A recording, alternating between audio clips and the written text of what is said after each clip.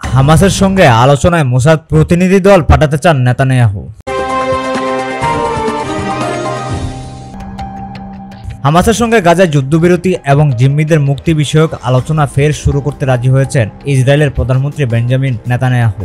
তবে তিনি চান এবারের আলোচনায় ইসরায়েলের প্রতিনিধি দলের নেতৃত্বে থাকবে দেশটির গোয়েন্দা সংস্থা মোসাদ, মন্ত্রিসভার কোনো সদস্য নয়। নেতানিয়াহুর দপ্তর থেকে দেওয়া এক বিবৃতিতে নিশ্চিত করা হয়েছে এ তথ্য। বিবৃতিতে বলা হয়েছে, যুক্তরাষ্ট্রের প্রেসিডেন্ট জো বাইডেনের সঙ্গে প্রধানমন্ত্রীর কথা হয়েছে। প্রধানমন্ত্রী তাকে জানিয়েছেন তিনি গাজায় যুদ্ধবিরতি এবং জিম্মিদের মুক্তি সংক্রান্ত আলোচনা ফের শুরু করার সিদ্ধান্ত নিয়েছেন। এই লক্ষ্যে একটি নতুন প্রতিনিধি দল গঠনেরও সিদ্ধান্ত নিয়েছেন তিনি। প্রধানমন্ত্রীর ঘনিষ্ঠ এক কর্মকর্তা এএফপিকে জানিয়েছেন যে নেতানিয়াহু চাইছেন এবারের প্রতিনিধি দলের নেতৃত্বে থাকবেন মোসাদের কর্মকর্তারা।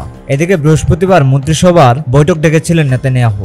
সেই বৈঠকে হামাসের যুদ্ধবিরতির প্রস্তাব পুনর্বিবেচনা করা যায় কিনা সেই সংক্রান্ত আলোচনা হয়েছে। সেই প্রস্তাবে বলা হয়েছে, ইসরায়েল যদি গাজা থেকে তাদের সেনা প্রত্যাহার করে নেয় তাহলে নিজেদের হাতে থাকা অবশিষ্ট জিম্মিদের মুক্তি দেবে হামাস।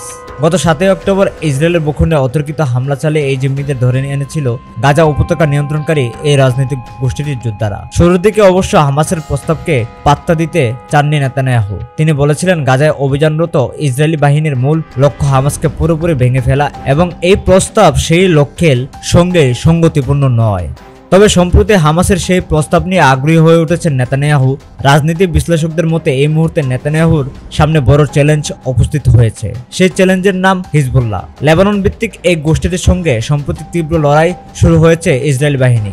কারণ হিজবুল্লাহর সঙ্গে যদি ইসরায়েল যুদ্ধে জড়িয়ে পড়ে তাহলে সেই যুদ্ধ পুরো মধ্যপ্রাচ্যে ছড়িয়ে পড়ার আশঙ্কা রয়েছে। আর গাজায় অভিযানরত ইসরায়েলের প্রতিরক্ষা বাহিনীর IDF এখন এত বড় একটি যুদ্ধ চালানোর মতো সক্ষমতা নেই।